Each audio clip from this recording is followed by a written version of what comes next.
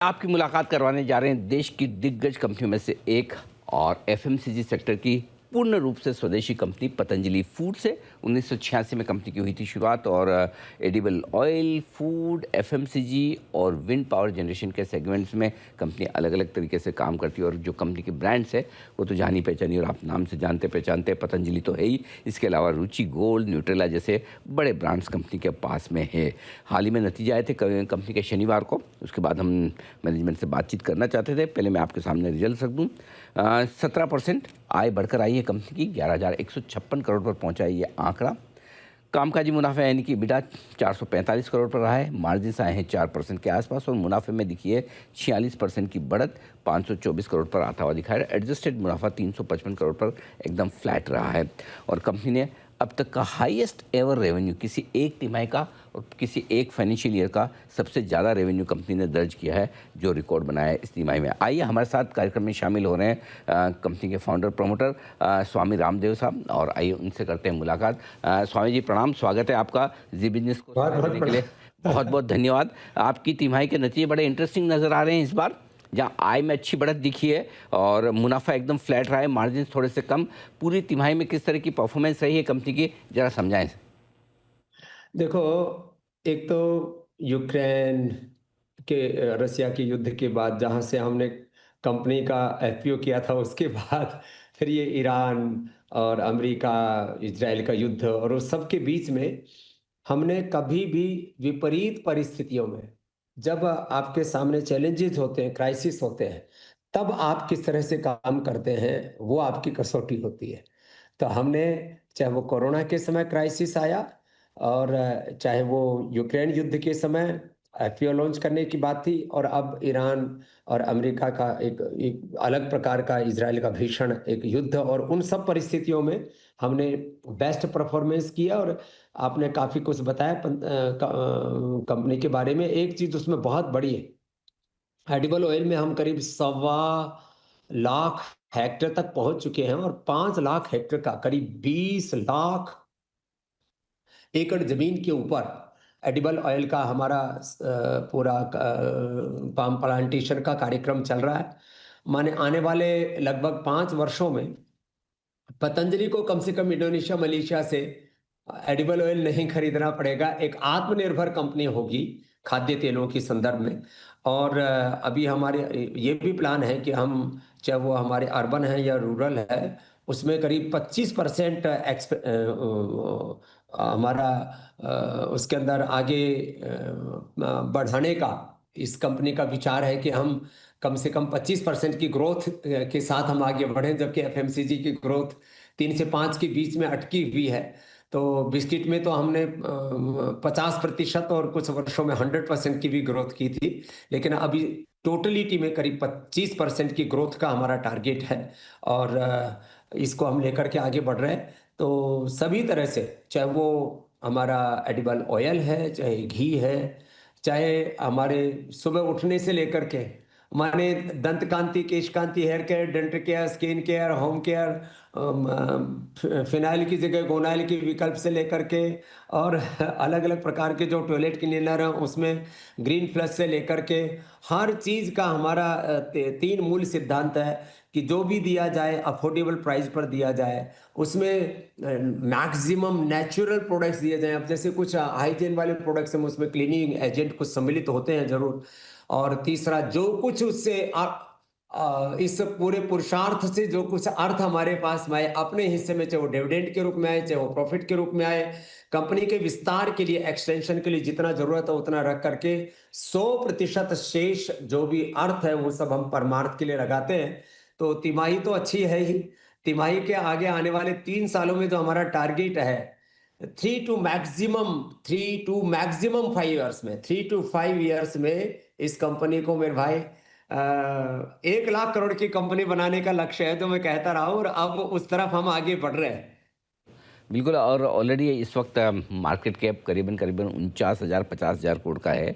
3 से 5 साल में मार्केट कैप दुगुना होने का टारगेट यानी कि परफॉर्मेंस के दम पर लेकर चलते हैं। स्वामी जी, शुभकामनाएं हमारी कि आपका जो टारगेट है वो आप समय से पहले आपको ये उपलब्धि मिले। लेकिन एक चीज़ जो इस वक्त पूरे ग्लोबल मार्केट्स में तनाव की वजह से भी है कि हमें भी पाम ऑयल बड़ा इंपोर्ट करना पड़ रहा है। आपने कहा भी पाम ऑयल के प्लांटेशन में आप काफ़ी तेज़ी से आगे बढ़ रहे हैं, लगभग 1 लाख से ज़्यादा आप हेक्टेयर में लगा चुके हैं।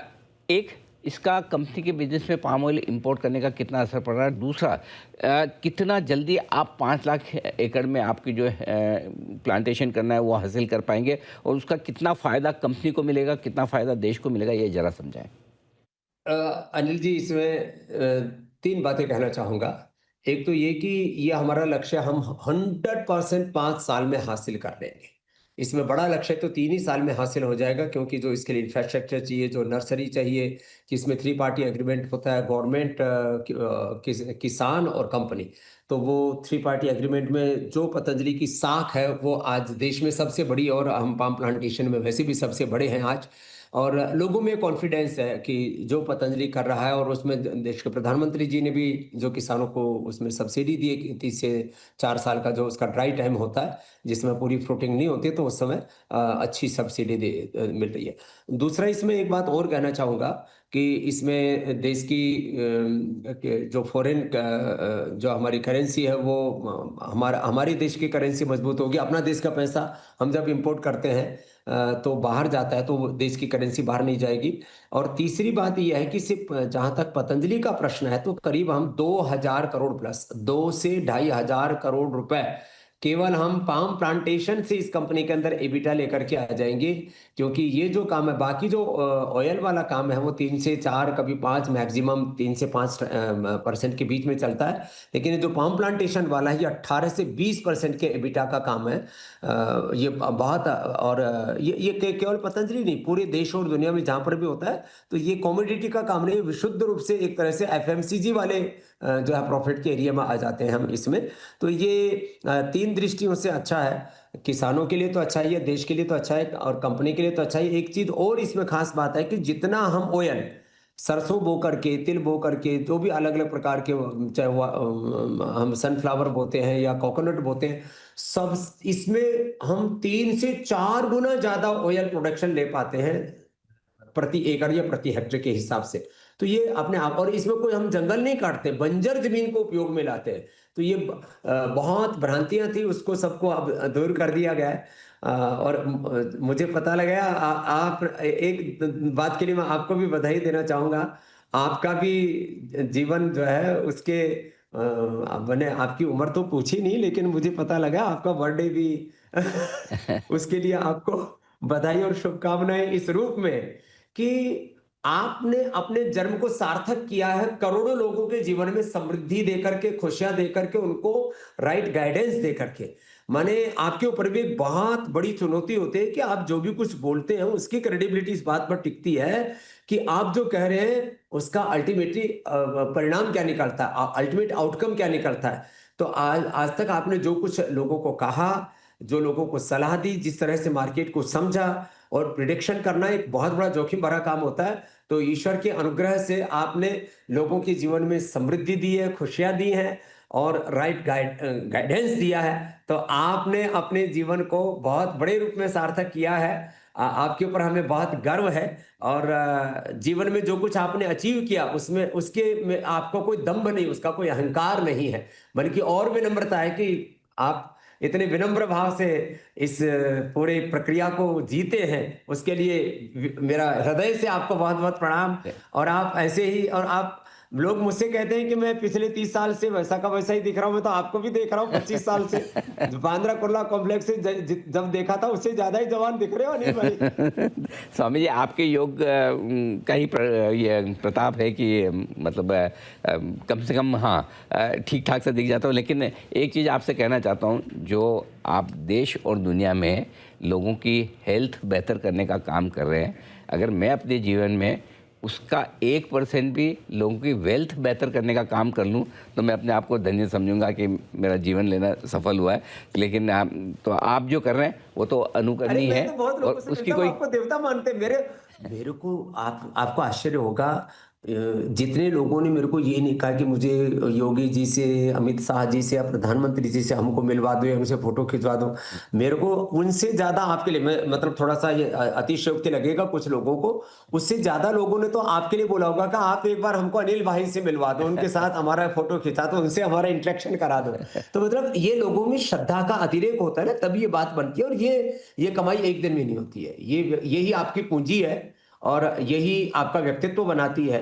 तो मैं तो मानता हूं कि जिन लोगों के पास हजारों लाखों करोड़ की दौलत होगी, उससे भी ज्यादा बड़ी कमाई आपने लोगों की जीवन में उनकी समृद्धि बढ़ा करके, उनको खुशियां दे करके, उनको राइट गाइडेंस दे करके दी है। उसके लिए मैं आपका हृदय से अभिनंदन भी करता हूं और आपसे प्रेम भी करता हूं। बिल्कुल, आपके आशीर्वचन बिल्कुल हमेशा मेरे साथ रहेंगे। आइए, पिछली बार जब आपसे मुलाकात हुई थी तो आपने ये भी कहा था कि पतंजलि फूड्स को आप एक ग्लोबल कंपनी बनाना चाहते हैं। 200 से ज़्यादा देशों में आपकी कंपनी के प्रोडक्ट एक्सपोर्ट हो, सही मायनों में भारतीय ग्लोबल कंपनी बने। उस दिशा में कितनी प्रोग्रेस की है? और साथ ही साथ ये भी जानना चाहता हूँ कि क्या कुछ आगे आप बड़े टारगेट लेकर चल रहे हैं इस दिशा में?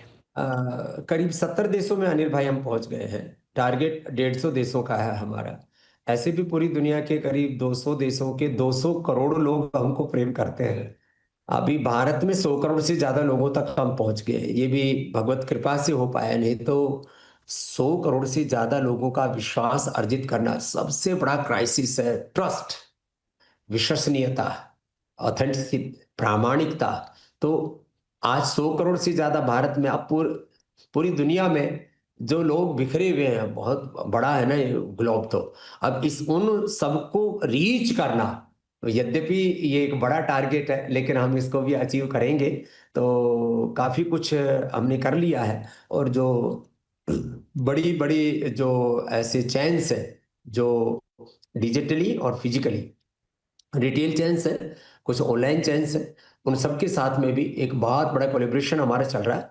तो मैं आश्वस्त हूँ आपको, जब हम इस बार की तिमाही का रिजल्ट देंगे तब तक भी, जून तक का, तब तक आपको हम कुछ बड़ी उपलब्धियों से अवगत करा पाएंगे।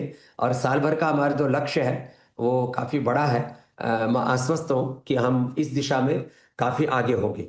और उसमें टीम बिल्डिंग का भी काम चल रहा है। और दुनिया की जो बड़ी बड़ी सप्लाई चेन जिनके पास में है, उन सब के साथ में, चाहे वो रिटेल में है, चाहे ऑनलाइन है, उसके अंदर है, उन सबको साथ में लेकर के हम आगे बढ़ रहे हैं भाई आगे। बिल्कुल। स्वामी जी, जो आप ये भारत की संस्कृति और विरासत को साथ में रखते हुए जो ये स्वदेशी वस्तुओं के प्रयोग को आगे बढ़ाने और देश में और दुनिया में फैलाने का जो आप काम कर रहे हैं, उसमें आपको और ज़्यादा सफलता मिले। बहुत बहुत शुभकामनाएं और धन्यवाद, आज आपने समय दिया और नतियों पर। और बहुत बहुत प्रणाम अनिल भाई। और हमारा यही सपना है कि एक स्वस्थ, समृद्ध, विकसित ऐसा भारत जो पूरी दुनिया को खाली आर्थिक दृष्टि से नहीं, चारित्रिक दृष्टि से, वैचारिक दृष्टि से, शिक्षा और चिकित्सा की दृष्टि से लीड करे। मैं बार बार कहता हूं, हम्म, ये जो घुसपैठ की बात हो रही है ना, खाली घुसपैठ ही, एक बांग्लादेशी नहीं घुस रहे और भी पाकिस्तान आदि से ही नहीं घुस रहे। हम्म, शिक्षा में जो विदेशी आक्रांताओं की जो घुसपैठ है, चिकित्सा में है, हमारे समाज में, हमारी भाषाओं में, हमारे खान पान में, हमारे आहार विचार में, संस्कार में, तो ये सारी घुसपैठ हम खत्म करेंगे। और शिक्षा चिकित्सा की गुलामी, आर्थिक वैचारिक सांस्कृतिक गुलामी से भारत को मुक्त करा करके एक स्वाधीन, स्वावलंबी, आत्मनिर्भर, गौरवशाली राष्ट्र बनाना, जहां पर भारत के नागरिक की, भारत की करेंसी की, भारत के मूल्यों की, भारत की परंपराओं की इज्जत पूरी दुनिया करे। ऐसी स्थिति में हम एक दिन भारत को जरूर लेकर के आएंगे।